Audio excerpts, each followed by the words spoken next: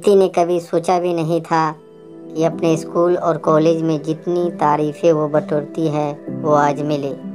तारीफ़ के आगे फीकी पड़ जाएगी। नीति और रोहन एक ही कॉलेज में पढ़ते थे और दोनों को एक दूसरे से प्यार हो गया। प्यार होना और फिर शादी होने में जो फासला तय करना होता है वो इतना आसान नहीं होता। रोहन एक बहुत अच्छे परिवार से था और वही नीति एक मिडिल क्लास फैमिली से थी। नीति की माँ को सब पता था उन दोनों के बारे में, लेकिन नीति का भाई शादी के लिए बिल्कुल तैयार नहीं था। रोहन के अमीर होने वाली बात सोचते ही नीति का भाई डर जाता था, क्योंकि उसने आसपास गरीब लड़कियों के घर उजड़ते हुए देखे थे।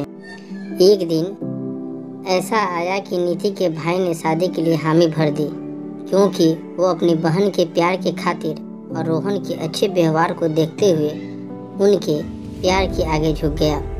शादी हो गई, लेकिन नीति की सास शुरू से ही उससे खुश नहीं थी।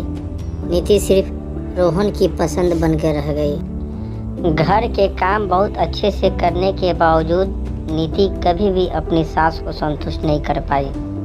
नीति का एक बच्चा हुआ और उस दिन पहली बार नीति को लगा कि शायद उसकी सासू माँ अब खुश है। घर में सब उस नन्ही जान के आसपास घूमते रहते, क्योंकि कहते हैं ना। नीति ने अपनी नौकरी दोबारा से ज्वाइन कर ली और वो घर का काम और ऑफिस का काम बखूबी संभालने लगी।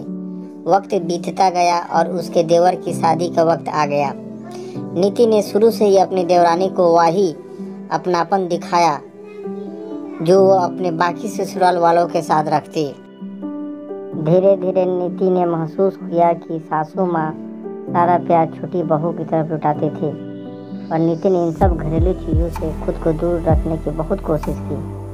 नीति जानती थी कि इसके पीछे की वजह देवरानी के बड़े घराने से होना था, लेकिन उसने कभी भी अपने व्यवहार में अपनी पीड़ा झलकने नहीं दी। सासू माँ जब भी छुट्टी के साथ होती तो उसका बेटी की तरह ख्याल रखती, उसकी सेहत की चिंता करती, लेकिन जब भी नीति के बात आती तो वो यही सोचती थी कि ये तो छोटे घर से है, इसे क्या फ़र्क पड़ता है, काम ज़्यादा हो या कम। रोहन सब कुछ चुपचाप देखता और समझता था, लेकिन कुछ नहीं बोलता था। नीति के देवर ने हमेशा उसे सम्मान दिया, जिसकी वजह से वह छोटी के स्वभाव को भी नज़रअंदाज करती रही। एक दिन रोहन ने उसे समझाया कि तुम अब पहले जैसा नहीं रही, हर वक्त चिंता में रहती हो।